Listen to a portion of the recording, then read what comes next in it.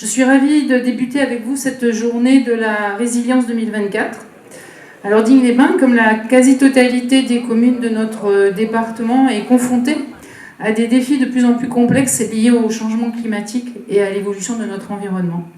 Les inondations, les tempêtes, la sécheresse, les épidémies. Des événements parfois imprévisibles qui peuvent avoir des conséquences dramatiques sur nos vies, nos biens et notre environnement. Bon ben merci en tout cas d'avoir choisi le 04. Qui a été créé, mais je pense qu'on a choisi parce qu'il y avait la dynamique en particulier de vos services. Et je pense à la DDT. La DDT en particulier. Non, c'est bien, on est content de pouvoir un peu tester aussi une déclinaison départementale de ces sujets-là. Bonjour. Bonjour, ça va? Ça avance? Très bien. Et la population est venue consulter un peu. Un petit peu, on a eu du monde un petit peu après. Vous vous souvenez là? Oui, la réunion. Donc on a une cinquantaine de personnes qui sont venues, puis quelques-uns qui posent encore des questions. Le fait d'inscrire dans le débat public la résilience, comme c'est le cas aujourd'hui avec le Résilience Tour, c'est une initiative intéressante. Aujourd'hui, dans la salle, nous avons des élus, nous avons des services administratifs de l'État et des collectivités territoriales. Nous avons des associations de sécurité civile, nous avons des pompiers. Et puis, à terme, nous souhaitons avoir aussi des citoyens engagés, par exemple, dans les réserves communales de sécurité civile, que nous souhaitons développer dans le département. Tout le monde doit avoir conscience que non seulement on est exposé à des risques, ce qui est un peu angoissant, mais qu'il y a possibilité d'agir très concrètement, de s'y préparer, de les connaître et de lutter contre les effets d'une éventuelle crise. Alors, là, on se retrouve dans une cellule de crise sur une commune que vous ne connaissez pas. Donc, on est depuis 10 heures ce matin en vigilance orange pluie inondation. Il a plu, l'eau a commencé à monter, l'inondation commence.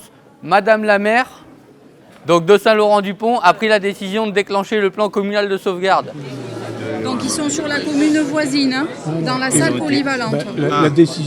La décision, c'était évacuation du camping vers le gymnase. Ce n'est pas possible, la route est inondée. C'est quand même inédit.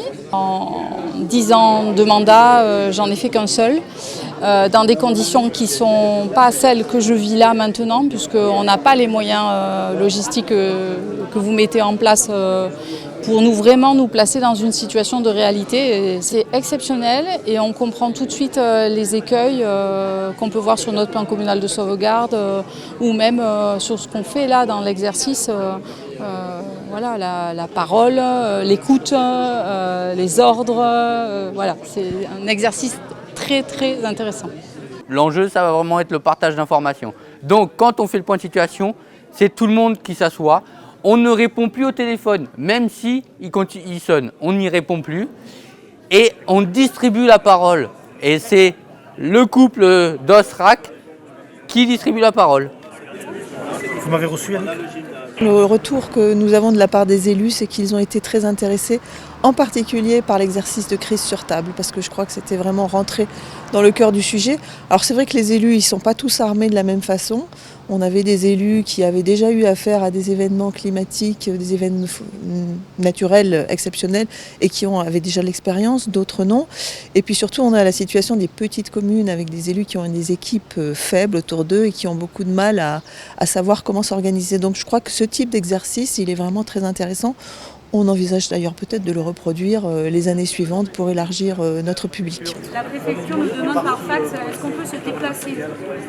Non, pas sur ces zones-là, mais on va les bloquer, ces zones. S'il vous plaît, toutes les zones inondables, il faut barricader autour, il ne faut plus que les gens rentrent dans cette zone-là. C'est là. Qui c'est qui barricade du coup? C'est moi qui va nous. C'est un service technique, oui. D'accord. Barricade.